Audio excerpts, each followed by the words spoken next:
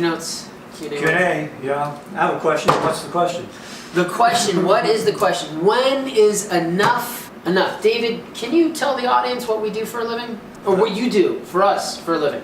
Oh, well, me, I'm the stress strain guy for the organization. So I look at, when we produce lab data, I look at it, certify it, make sure it makes sense before we send it off to the client, compare A to B, compare one thing to another. Okay. But, make a point, we are not consumers, Consumers Digest here. We don't publish A versus B versus C. What's your title? Principal engineer. How long have you been an engineer? Oh, close to 40 years. Where are you registered? Texas, Colorado, Nevada. And we're looking at California? Looking at California. Possibly New Zealand? Possibly overseas. Overseas is a little tougher, but I think we can get that.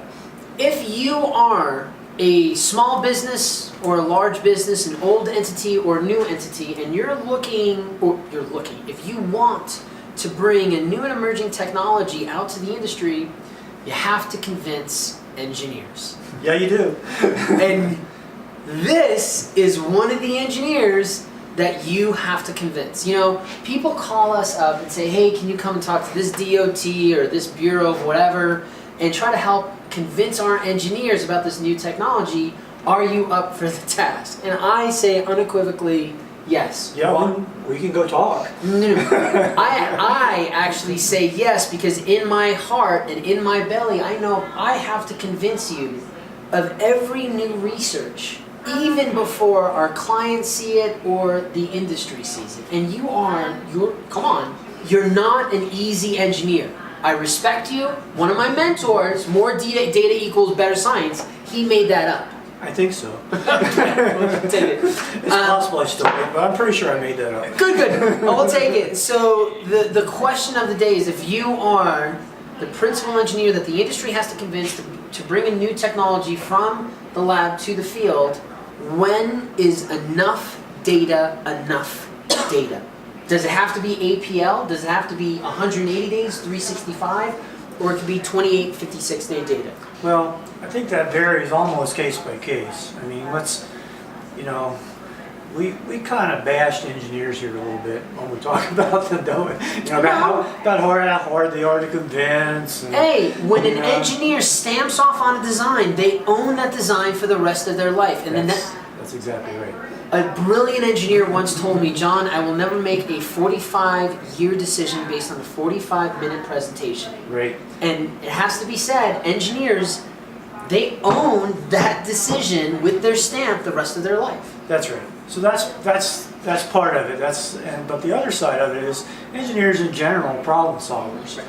They want to solve problems. We're taught to, do for $1 what anybody can do for $10. I mean, we've all heard that, right? So yeah, they're interested in cost savings and better durability, better strength, longer duration. I told the story a while back about the building I designed, 30 years ago, and how proud I am of that building. And that's how engineers are. I mean, every building is like a child to them. Right. They're proud of it. Now back to your question. How much is enough? It varies. I mean, if you're talking about a pavement, what's the worst possible thing that can happen? The worst possible thing that can happen is you have to tear a panel out and replace it. Section out. Maybe put a top coat. Yeah, or a top coat, something like that. Or maybe you have to grind it or something like that. All right, that's not good. I mean, that costs money. Sure. Takes time. Sure. Sometimes you got to remobilize, which is even more cost. Right.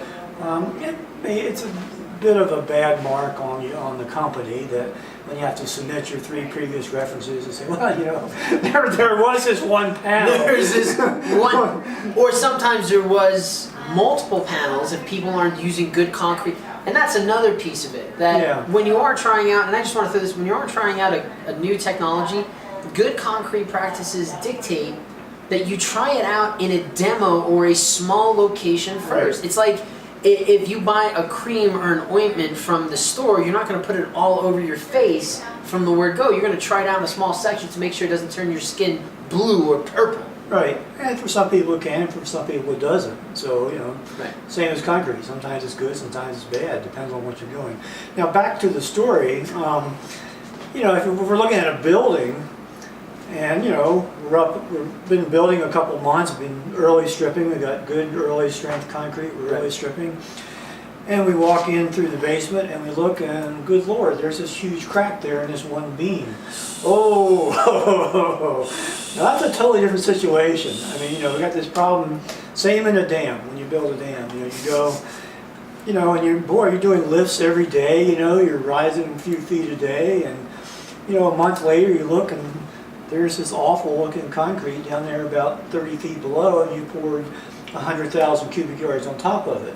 So that's a different situation. Totally different situation. So, a dam engineer, a building engineer, they're probably going to be more conservative. That being said, and just to play the devil's advocate here, those engineers who have to make that decision Right. are the same engineers who see, I wouldn't say the day-to-day problem, but the changes in concrete over the last set of decades Right, or years. right, And they also know the problems that they're dealing with and the limitations on the materials that they have to work with.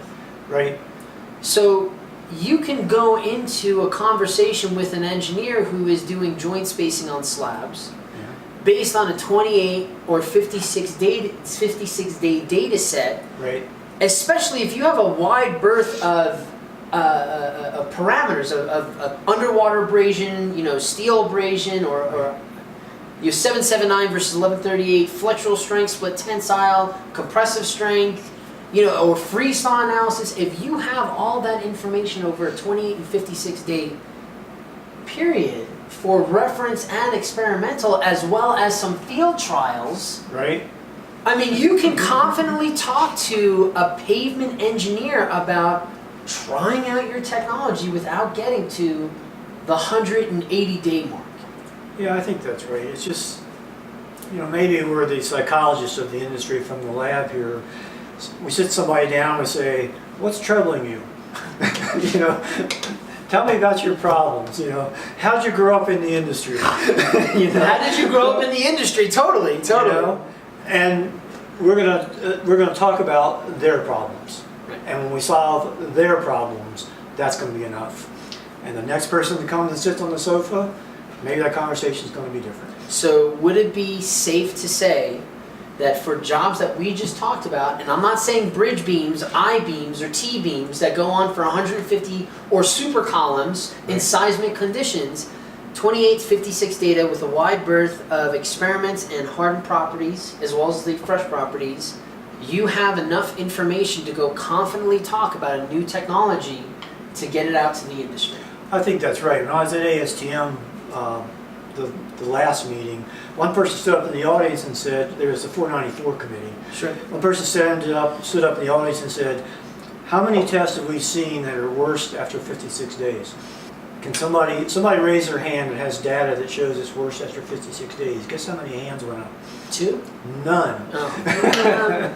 Not a single person. So I think that point is right. There's some projections we can do that are safe enough to project out into time. So if you are an entity, private industry, small business, large business, and you've got that problem of where is the best time for me to actively pursue the industry confidently out with a data set, a glossy brochure or a pamphlet, 56 days. If you got 28 and 56 with a whole bunch of data set, I think that'll convince most people. most people. Now, APLs, QPLs, A little different. They're written differently. so I've seen 90 days, but more often not, preliminary is at 180. Right.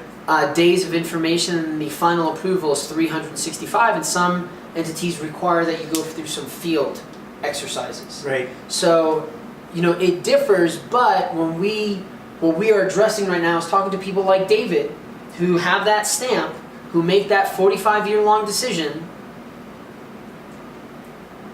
56-day data. I think that'll convince most people. Make sure you got some field stuff in there too. Yeah, a field demo is With data. with data. Right. Boom, out of the park. Okay.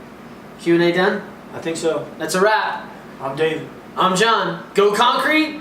Beat asphalt. That's life. That's life. That's what all the people say.